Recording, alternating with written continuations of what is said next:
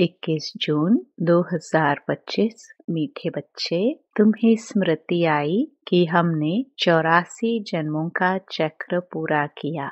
अब जाते हैं अपने घर शांति धाम। घर जाने में बाकी थोड़ा समय है। प्रश्न: जिन बच्चों को घर चलने की स्मृति रहती है उनकी निशानी क्या होगी? उत्तर: वह इस पुरानी दुनिया को देखते हुए भी नहीं देखेंगे। उन्हें बेहद का वैराग्य होगा।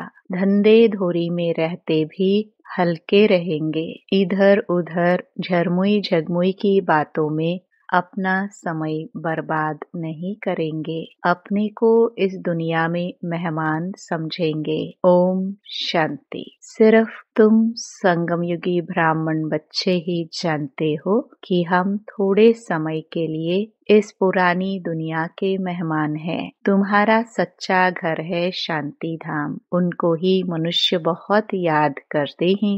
मन को शांति मिले, परंतु मन क्या है, शांति क्या है, हमको मिलेगी कहाँ से? कुछ भी समझते नहीं है। तुम जानते हो अभी अपने घर जाने के लिए बाकी थोड़ा समय है। सारी दुनिया के मनुष्य मात्र नंबरवार वहाँ जाएंगे। वह है शांति धाम और यह है दुख धाम। यह याद करना तो सहज है ना। कोई भी बूढ़े हो व जवान हो, यह तो याद कर सकते हो ना। इनमें सारे सृष्टि का ज्ञान आ जाता है। सारी डिटेल बुद्धि में आ जाती है। अभी तुम संगम युग पर बैठे हो, यह बुद्धि में रहता है।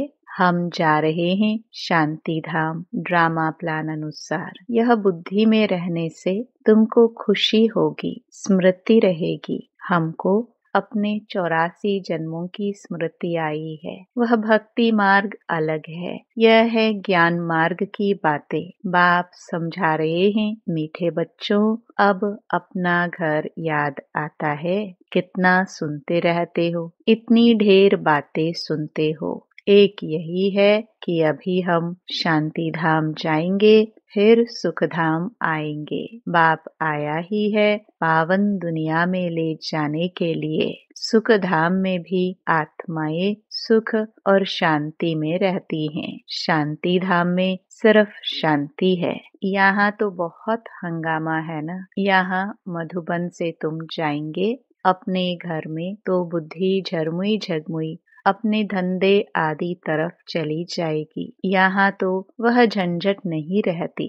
तुम जानते हो हम आत्माएं है ही शांति धाम की निवासी। यहाँ हम पाठधारी बने हैं और कोई को यह पता नहीं कि हम पाठधारी कैसे हैं। तुम बच्चों को ही बाप आकर पढ़ाते हैं। कोटों में कोई पढ़ते हैं, सब तो नहीं पढ़ेंगे। तुम अभी कितने समझदार बनते हो। पहले बेसमझ थे, अभी तो देखो लड़ाई झगड़ा आदि कितना है। इनको क्या कहेंगे? हम आपस में भाई भाई हैं, वो भूल गए हैं। भाई भाई कभी खून करते हैं क्या? हाँ, खून करते भी है तो सिर्फ मिल्कियत के लिए। अभी तुम जानते हो हम सब एक बाप के बच्चे भाई भाई है। तुम प्रैक्टिकल में समझते हो।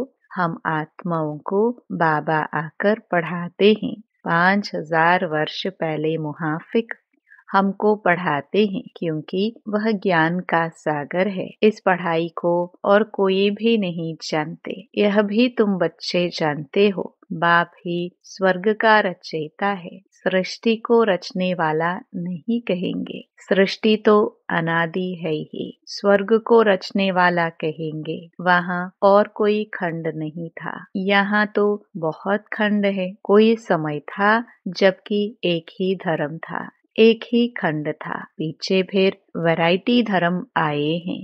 अभी बुद्धि में बैठता है कि वैरायटी धर्म कैसे आते हैं। पहला पहला आदि सनातन देवी देवता धर्म है। सनातन धर्म भी यहाँ कहते हैं, परंतु अर्थ तो कुछ समझते नहीं। तुम सब आदि सनातन देवी देवता धर्म के हो, सिर्फ पतित बन गए हो। सतो प्रधान से सतो रजो तमो होते गए हो।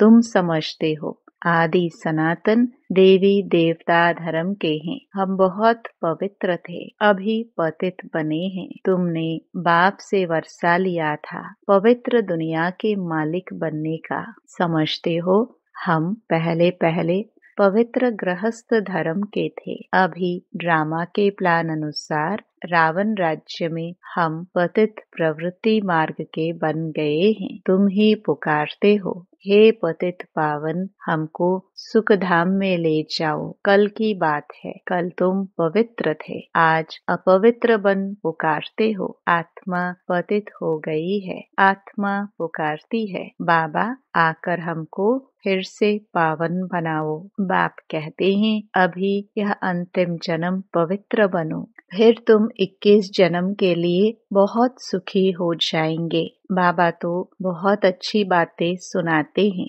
बुरी चीज छुड़ाते हैं। तुम देवता थे ना, अब फिर बनना है, पवित्र बनो। कितना सहज है, कमाई बहुत भारी है, तुम बच्चों की बुद्धि में है। शिव बाबा आया है, हर 5000 वर्ष बाद आते हैं। पुरानी दुनिया से नई होती है जरूर, यह कोई और बता ना सके। शास्त्रों में कलयुग की आयु बहुत लंबी करती है। यह है सारी भावी ड्रामा की। अभी तुम बच्चे पापों से मुक्त होने का पुरुषार्थ करते हो। ध्यान रहे और कोई पाप ना हो जाए। देह अभिमान में आने से ही फिर और विकार आते हैं, जिससे पाप होता है। इसलिए भूतों को भगाना पड़ता है। इस दुनिया की कोई भी चीज में मोह न हो। इस पुरानी दुनिया से वैराग्य हो। भल देखते हो, पुराने घर में रहे पड़े हो, परंतु बुद्धि नई दुनिया में लगी हुई है।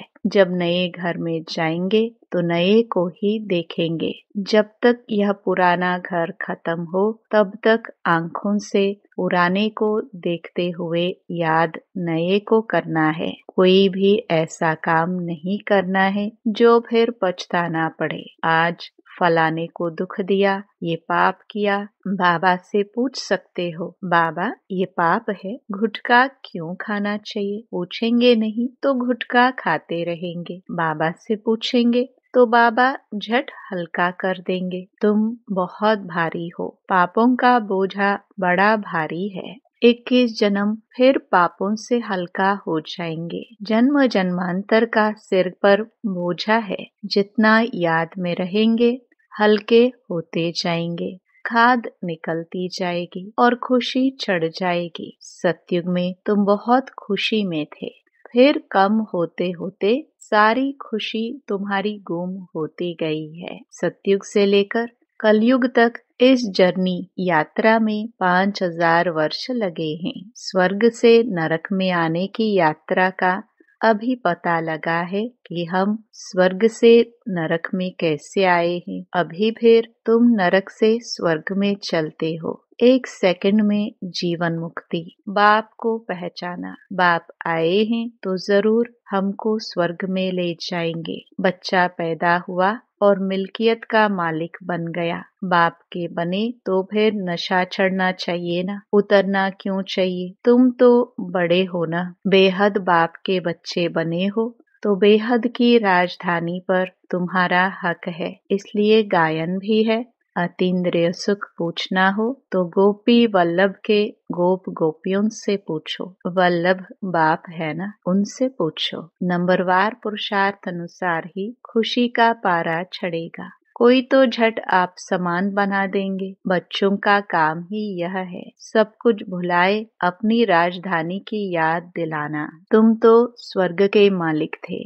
अभी कलयुग पुरानी दुनिया है, फिर नई दुनिया होगी। अभी तुम बच्चों की बुद्धि में है कि हर 5000 वर्ष बाद बाप भारत में ही आते हैं, उनकी जयंती भी मनाते हैं। तुम जानते हो, बाप आकर हमको राजधानी देकर जाते हैं, फिर याद करने की दरकार ही नहीं रहती।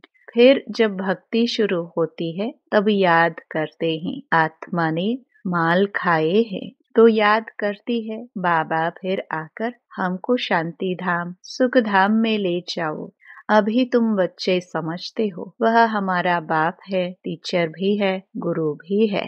सृष्टि के आदि मध्य अंत का चक्र 84 जन्मों का ज्ञान तुम्हारी बुद्धि में है। अनगिनत बार 84 जन्म लिए हैं और लेते रहेंगे। इनका अंत कभी होता नहीं है। तुम्हारी बुद्धि में ही यह चक्र है। स्वदर्शन चक्र घड़ी घड़ी याद आना चाहिए। यही मन मनाभव है। जितना बाप को याद करेंगे उतना पाप भस्म होंगे। तुम जब कर्मातीत अवस्था के समीप पहुंच जाएंगे तो तुमसे कोई भी विकर्म नहीं होंगे।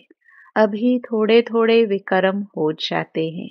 संपूर्ण कर्मातीत अवस्था अभी थोड़े ही बनी है। यह बाबा भी तुम्हारे साथ स्टूडेंट है, पढ़ाने वाला है शिव बाबा। भल इनमें प्रवेश करते हैं, यह भी स्टूडेंट है। यह है नई नई बातें।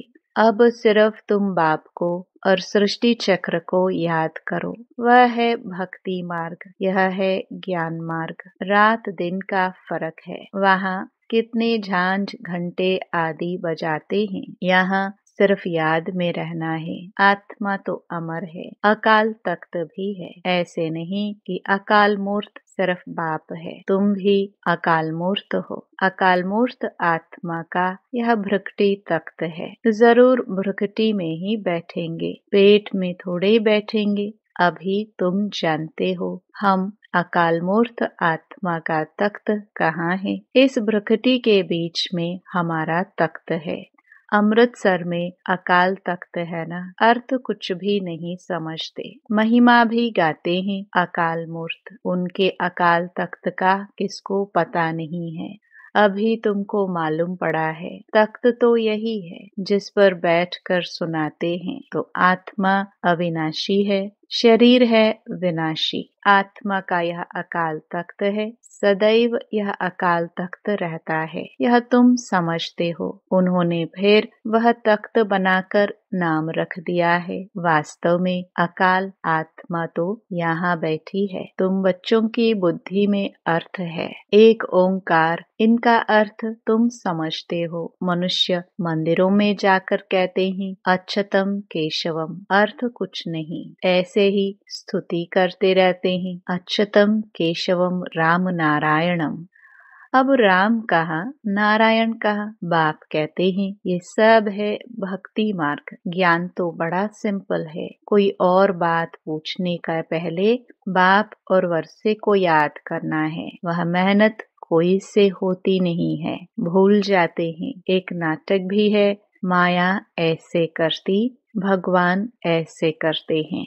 तुम बाप को याद करते हो, माया तुमको और तूफान में ले जाती है। माया का फरमान है रुस्तुम से रुस्तुम होकर लड़ो। तुम सब लड़ाई के मैदान में हो, जानते हो इनमें किस किस प्रकार के योद्धे हैं। कोई तो बहुत कमजोर है, कोई मध्यम कमजोर है, कोई तो फिर तीखे है। सभी माया से युद्ध करने वाले हैं।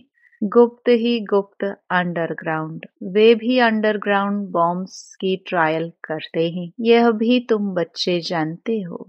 अपनी मौत के लिए सब कुछ कर रहे हैं। तुम बिल्कुल शांति में बैठे हो। उनका है साइंस बल। कुदरती आपदाएं भी बहुत हैं, उनमें तो कोई का वश चल ना सके। अभी झूठी बरसात के लिए भी कोशिश करते हैं। झूठी बरसात पड़े तो फिर अनाज जास्ती हो। तुम बच्चे तो जानते हो कितनी भी बरसात पड़े फिर भी नेचुरल कैलामिटीज जरूर होनी है। मुसलधार बरसात पड़ेगी, फिर क्या कर सकेंगे। इनको कहा जाता है नेचुरल कैलामिटीज। सतयुग में यह होती नहीं, यहाँ होती है जो फिर विनाश में मदद करती है। तुम्हारी बुद्धि में है हम जब सतयुग में होंगे तो जमुना के कंटे पर सोने के महल होंगे। हम बहुत थोड़े वहाँ के रहने वाले होंगे। कल्प कल्प ऐसे होता रहता है। पहले थोड़े होते हैं, फिर झाड़ बढ़ता है। वहाँ कोई भी गंदगी की चीज होती ही नहीं। यहाँ तो देखो चिड़िया भी गंद करती रहती।